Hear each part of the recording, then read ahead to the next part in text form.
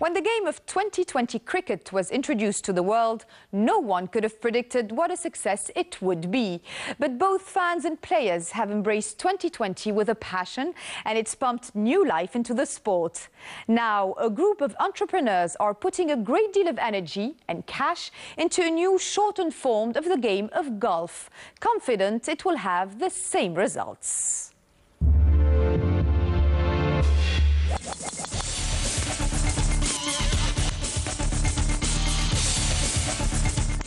9 holes, 2 flags per green, and a game that's done and dusted in 2 hours.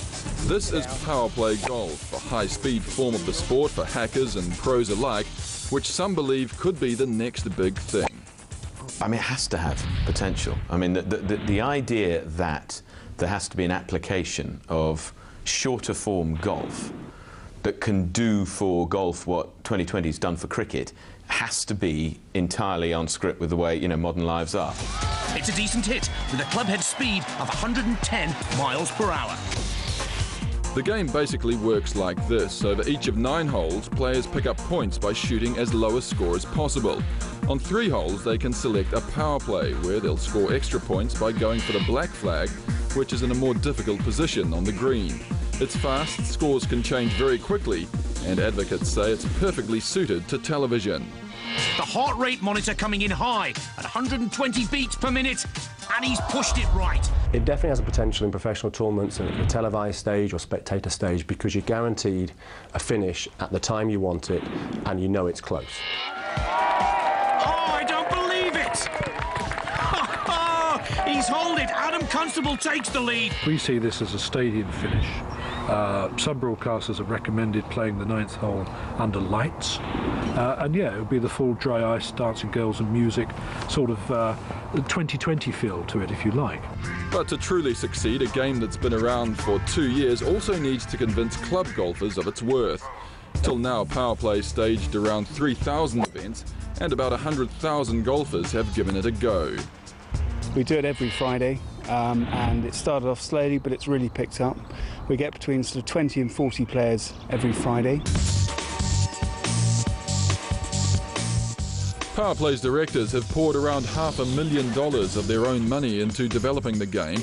However, marketing has been restricted to just a website, and so far, clubs haven't been charged a licensing fee to host PowerPlay Golf, although eventually it'll cost them around $800. But we have almost 500 clubs who have come to us and said, can we have a license, please? So virally, the game has spread, such that it's being played now in 23 different countries around the world, without us marketing. Now, everyone's short on time these days. The chap in the light blue shirt, for example, walked off before I even had a chance to ask him a question. We've lost him already. But surely there are lots of other short format ideas out there for golf. We get a lot of different ideas, and some of them are good and some of them aren't. This is clearly the best one. PowerPlay is all about taking chances, assessing the opposition, backing yourself to score big, and your gamble to pay off. Although sometimes, trust me, it doesn't. But when it comes to PowerPlay itself, its backers are very bullish about the game's prospects. We're absolutely sure about the format now, having tested it through 10 professional tournaments in the UK, in Ireland and South Africa last year. And it's with IMG that we'll be able to bring on board the larger players. We are, for sure, talking 2 players that may be relevant for this. We're looking at potential events that could be staged, as early as this year, next year.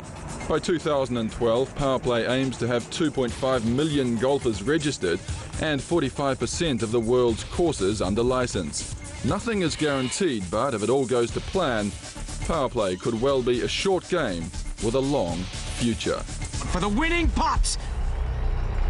Oh, it's gone past!